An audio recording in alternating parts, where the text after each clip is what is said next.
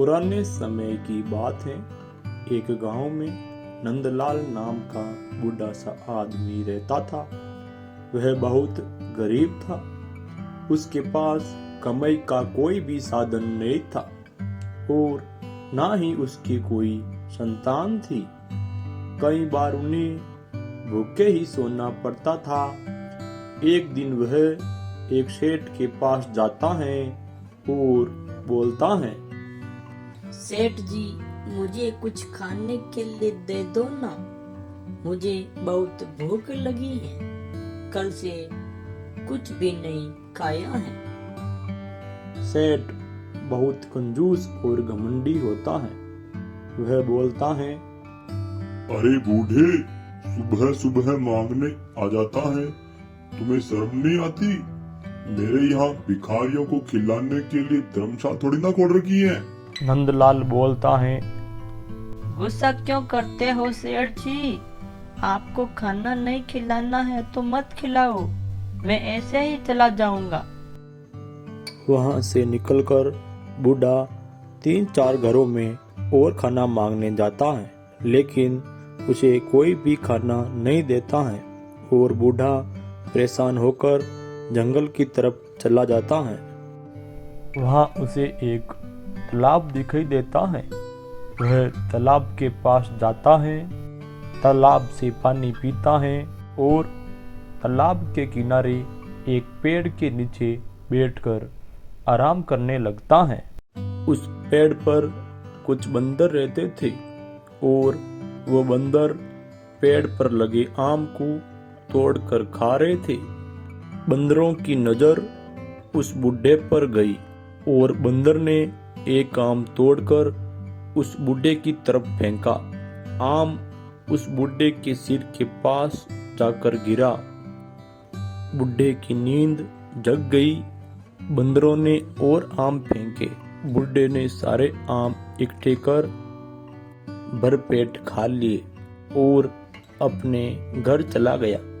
इस प्रकार जब भी वह बूढ़ा भूखा होता तो जंगल में आता और बंदर द्वारा दिए गए फल को खाकर चला जाता था। धीरे धीरे बंदर और उस बूढ़े के बीच दोस्ती हो गई। सभी बंदर बूढ़े को अधिक से अधिक फल देने लगे। उनमें से कुछ फल बूढ़ा खा लेता और बाकी के फल बाजार में जाकर बेच देता था। इस प्रकार उस बूढ़े को कुछ आमदनी होने लगी, जिससे बूढ़ा धीरे धीरे अमीर होने लगा। एक रात उस कंजूस सेठ के घर से चोरों ने सारा धन चुरा लिया और चोर भागकर जंगल में आए और उस पेड़ के नीचे आराम करने लगे जिस पर वो बंदर रहते थे। बंदरों ने चोरों के पास धन की पोटली देख ली और ज्यों ही चोरों को नींद आई, बंदर धन की पोटली लेकर दूसरे पेड़ पर चले गए। सुबह जब वो बूढ़ा फल खाने आया तो बंदरों ने धन की पोटली बूढ़े को दे दी। उधर वह कंजूस सेठ पूरी तरह कंगाल हो गया और गांव वालों से सहायता मांगने लगा। कोई मेरी मदद करो, कोई मेरी मदद करो, मैं कंगाल हो गया। लेकिन गांव वाले उस सेठ के बुरे व्यवहार के कारण कोई भी सहायता नहीं करते हैं। तो वह कंजूस सेठ आखिर उस बूढ़े नंदलाल के पास जाता है और उससे मदद मांगता है। अरे नंदलाल जी, मेरी सहायता करो।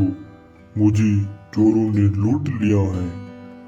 मैं पूरी तरह कंगाल हो गया हूँ।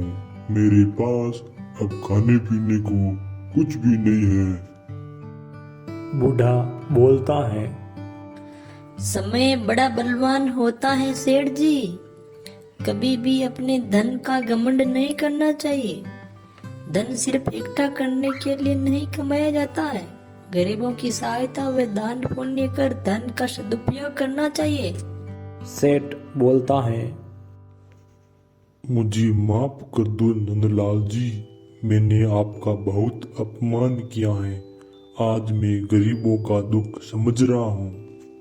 बूढ़ा माफ करता है और बोलता है, मैं आपकी जरूर सहायता करूँगा। वह बूढ़ा अपने घर में जाता है और उस धन का 1/4 भाग लाकर उस सेठ को देता है और बाकी का धन गरीबों में बांट देता है। इस प्रकार सेठ को अपनी गलती का एहसास होता है और इस घटना से वह सबक लेता है तथा कंजूसाई और घमंड को छोड़कर दयावान बन जाता है।